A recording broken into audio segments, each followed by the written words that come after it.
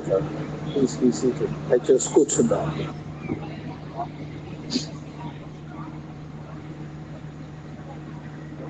நாம் ஒவ்வொருவரும் ஜீவிப்பது தேவனுடைய பெரிதான கிருபைதான். We are all alive by the grace of God. మనమందరము జీవించున్నది దేవుని కృప. అதாவது சத்தியத்தின் பாதைக்குள்ளால் ஜீவிகள் தேவனான பெரிதான கிருபைக்குள்ளால் ஜீவிக்கிறதான ஒரு அனுபவம் ஆயிருக்கிறது. And we living and abiding in the truth is a sign that we are really standing upon the grace of God. ఇక సత్యములో మనం నిలిచి ఉండుటన్నది దేవుని యొక్క కృపలో నిలిచి ఉన్నామన్న అనుభవమును చూపుచున్నది.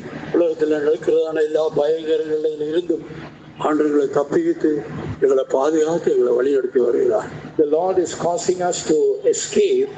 He is delivering us and He is guiding us, protecting us from every terror that is taking place all around the world. ఈ లోకమంతటిలో సంభవించుచున్నటువంటి ప్రతి భయములో నుండి దేవుడు మనల్ని తప్పించి సురక్షితముగా మనల్ని నడిపించుచూ వచ్చుచున్నారు.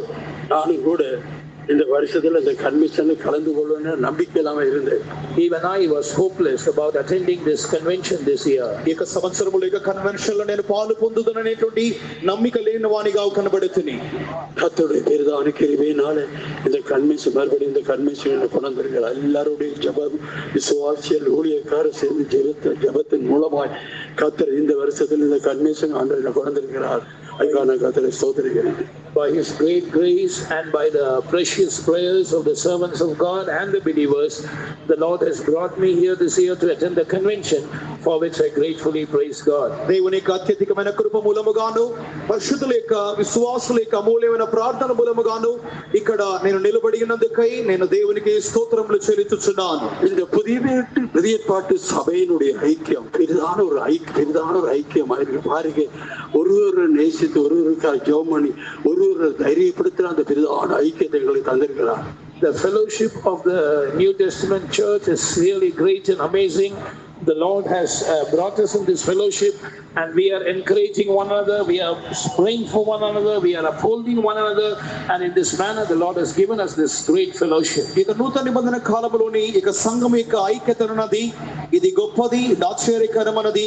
ఈ యొక్క ఐక్యతలో మనం ఒకరినొకరు భరించు వారముగాను ఒకరినొకరు ನಮ್ಮ ప్రార్థనలో మనము భరించు వారముగాను వారి కొరకు ప్రార్థించు వారముగా ఉన్నాము. దేవునికి స్తోత్రం. ఆమేన్. కర్తర్ தந்திருக்கிறார் இந்த ஐக்கியத்துக்காக நாம் யாவரும் ஸ்தோத்திரம் பண்ணுவோம். For this fellowship God has given us, shall we all with gratitude praise God. ఇచ్చిన సహవాసము కొరకు మనం దేవుని కృతజ్ఞతతో స్తోత్రించదము. హల్లెలూయా హల్లెలూయా హల్లెలూయా. సోదరం ఆమేన్. మీరు எல்லாரும் எனக்காக ஜெபிக்கிறீங்க, మీకు நன்றி. I am once again extending my heartfelt gratitude for your prayers for me. మీ యొక్క ప్రార్థన నిమిత్తమై మరొకసారి నా హృదయపూర్వక స్తోత్రములు చెల్లించుచున్నాను. కర్తరుని నామమునకు మహిమ ఉండాలటం.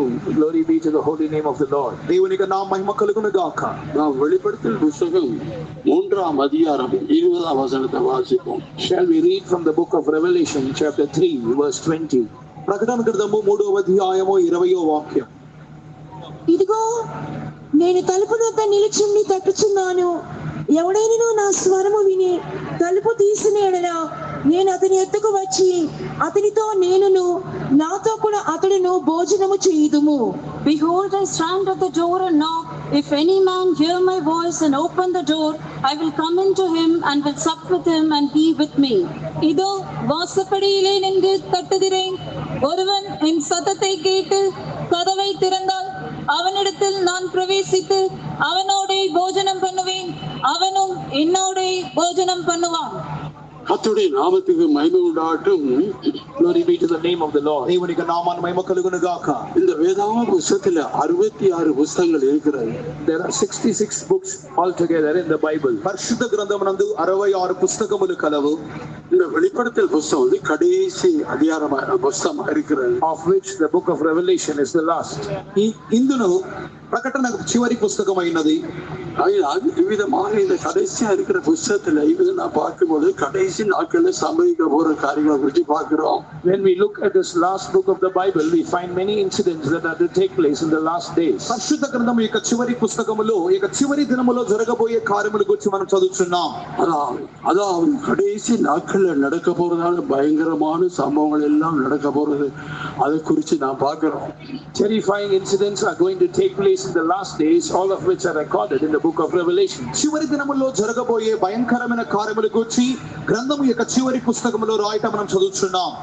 உலகம் முழுவதிலும் சம்பவிக்கிறதான காரியங்கள் அது இந்த ராஜ்யங்கள் எல்லாம் உறுதியா இருந்தாங்களோ தைரியமா இருந்தாங்களோ இப்போ எல்லா ராஜ்யங்களும் அசைக்கப்படுவதா இருக்கிறது. And when we look at the happenings around the world, those kingdoms which were bold, those kingdoms which were very firm are now shaking.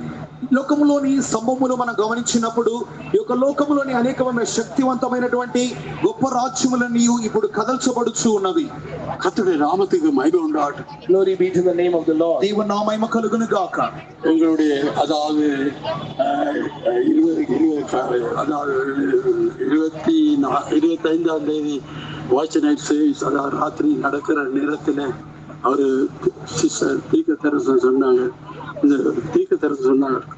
During the watch night service, there was a prophecy. సంపూర్ణ రాత్రి ప్రార్థన నందు ఒక ప్రవచనం వచ్చెను. நான் தேசத்தை கொஞ்சம் கொஞ்சமா அழிக்க போகிறேன். I'm going to destroy the land little by little. దేశములను కొద్ది కొద్దిగా నేను నాశనం చేయుదును.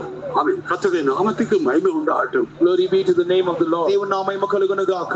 இந்த அழிவிலிருந்து பாதுகாக்கபடியாதான் அங்கே வாசற்படியில் தட்டி கொண்டிருக்கிறார். And in order to cause us to escape that destruction, the Lord is standing at the door and knocking. రాబోయే నాశనము నుండి తప్పించు నిమిత్తముగానే ఆయన తలుపు వద్ద నిలబడి తట్టుచున్నారు.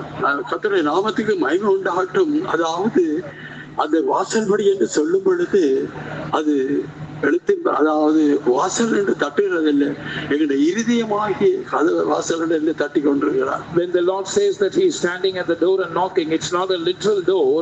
He is knocking at the door of our heart. తలుపునొద్ద నిల్చుని తట్టుచున్నాను అనగా అది అక్షరానుసారమైన తలుపు కాదు గాని హృదయమనే ద్వారము యొద్ద నిలబడి ఆయన తట్టుచు ఉన్నారు.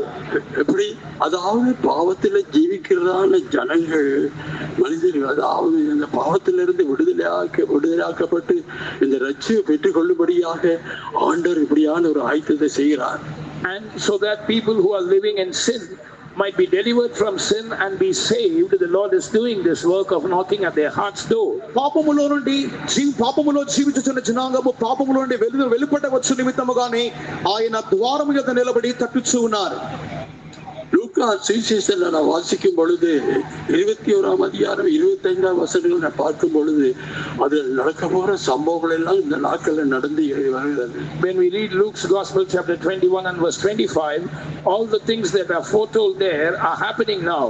లూకా సువార్త 21వ అధ్యాయం 25వ వాక్యమునందు ముందుగా చెప్పబడిన ప్రతి కార్యములు ఈ దినములలో చోటు చేసుకొనుచున్నవి.